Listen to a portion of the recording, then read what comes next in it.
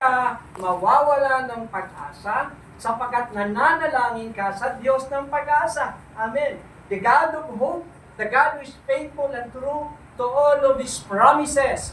So, itong talinghagang ito, ang layunin ito ay para turuan tayo na lagi lang tayong manalangin. Do not give up.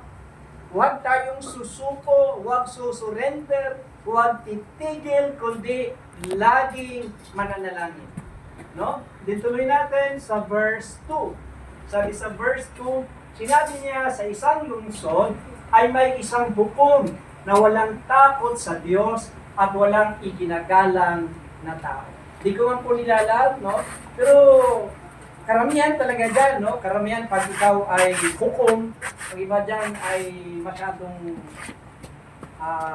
hindi man lahat. Pero ang iba dyan talaga walang takot sa Diyos. No?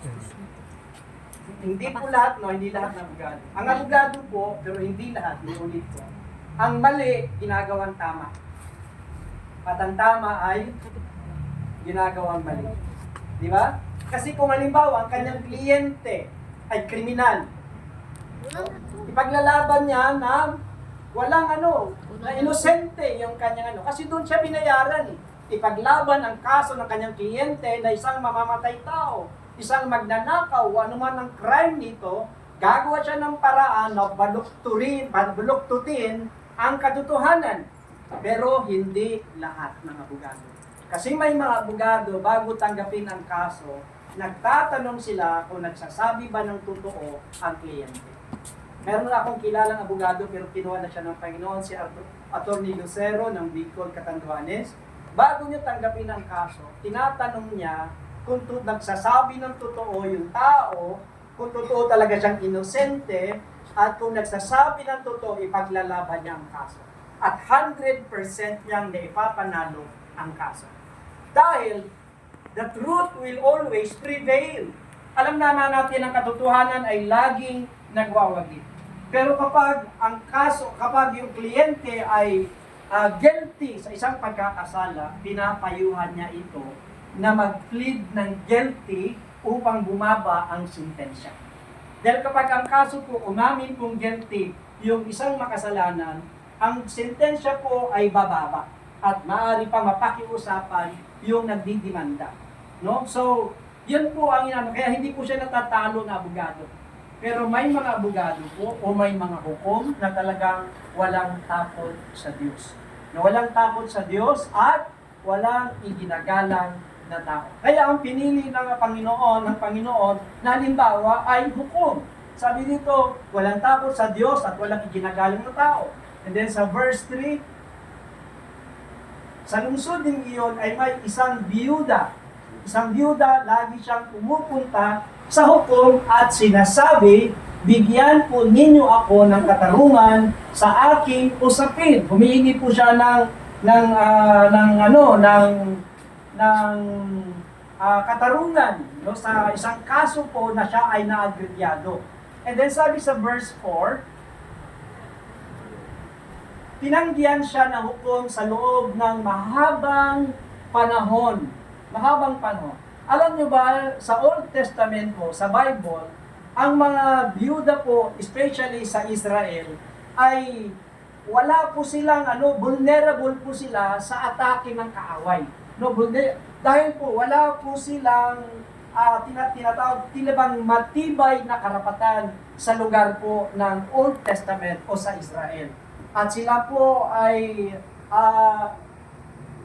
at lantad po sila sa panganib. Tila ba wala silang proteksyon. At wala po silang ibang inaasahan kundi tanging ang Diyos lang.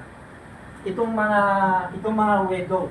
So, sabi dito, ngunit tinanggan siya ng hukom sa loob ng mahabang panahon, ngunit nang magtagal ay sinabi ng hukom sa sarili, kahit ako'y walang takot sa Diyos at walang iginagalang na tao, sabi niya sa verse 5, ibibigay ko na ang katarungan hinihingi ng biyudang ito sapagkat lagi niya akong ginagambala at baka mainis pa ako sa kapupunta niya rito.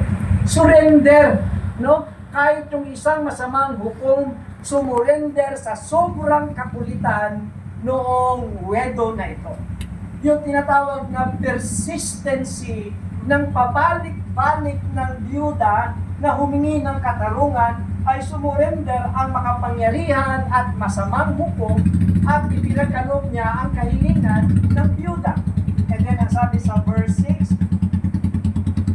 at nagpatuloy ang Panginoon, pakinggan ninyo ang sinabi ng masamang hukom na iyon.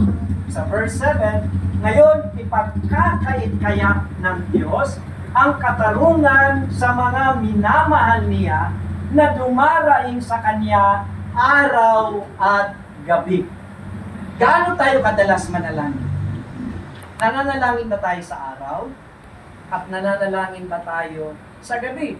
So itong babaeng ito ay araw-araw pumupunta sa hukom. At sabi nga dito ng Panginoon, yung mga anak ng Diyos na lumalapit sa Kanya araw at gabi, sila kaya'y paghihintayin niya ng matagal. And then sa verse 8, sinasabi ko sa inyo, agad niyang ibibigay sa kanila ang katarungan. Ngunit sa pagbabalik ng anak ng tao sa daigdig na ito, may makikita pa kaya siyang mga taong sumasampalataya sa Kanya. Purihin ng Panginoon sa pagkabasa ng Kanyang banal na salita. Ngayong umagang ito, so ibahagi sa inyo ang isang aralin na pinamagatan kong persistent prayer. Si Paul, sabi niya sa 1 Thessalonians 5:17, 1 Thessalonians 5:17, palagi kayong manalangin. In English po, pray without ceasing. Laging mananalangin araw at gabi. Si David sa Psalms,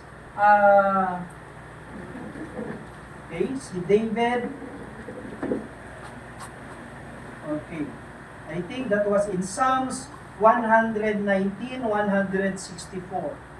Psalms 119, 164. Araw-araw, 7 beses akong nagpapasalamat sa lahat ng kahatulang matuwid mong iginawa. So araw-araw, no? Si David 7 times na nananalangin at nagpapasalamat sa Diyos araw-araw. Si Daniel sa Daniel chapter, I think that was in the book of Daniel. Si Daniel ay ilang beses nananalangin araw-araw. I think that is 3 times in the book of Daniel. Okay? In the book of Daniel, si Daniel ay 3 beses kahit na nanganganib ang kanyang buhay, kapag siya ay mananalangin, pero patuloy pa rin siyang nananalangin sa ating Diyos 3 times a day. No? 3 times a day. Si Daniel ay nananalangin sa Panginoon. Kahit na may banta sa kabuhay niya, na siya ay itatapon sa kulungan ng leon, kapag patuloy siyang mananalangin. Yan. Yan, 3 times a day. Dito sa Daniel chapter 6. Daniel chapter 6. Dito sa 13. 6:13, Daniel.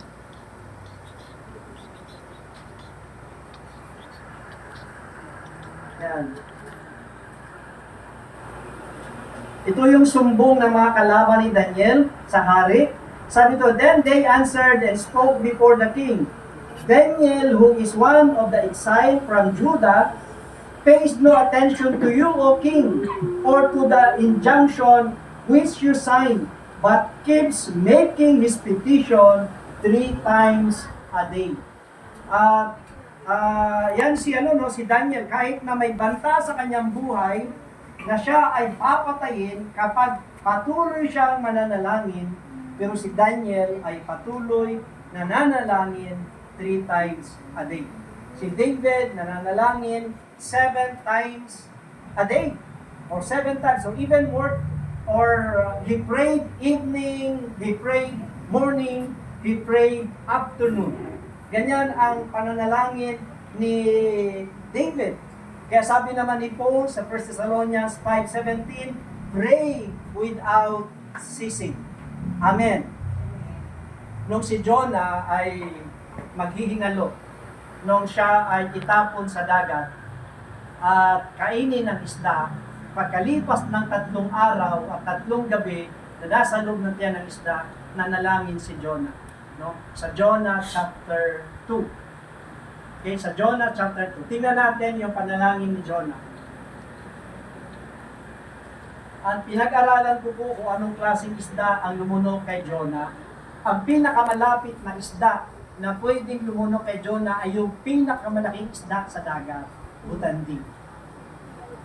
Yung whale shark. Kasi ito lang yung klase ng isda na mayroong kakayanang lumunok. Hindi siya yung ibang klase ng whale shark. Ito yung shark na katulad ng mayroon tayo dito sa Pilipinas, yung butanding. Kasi ang butanding ay umaabot sa laki na 5 to 10 meters ang haba.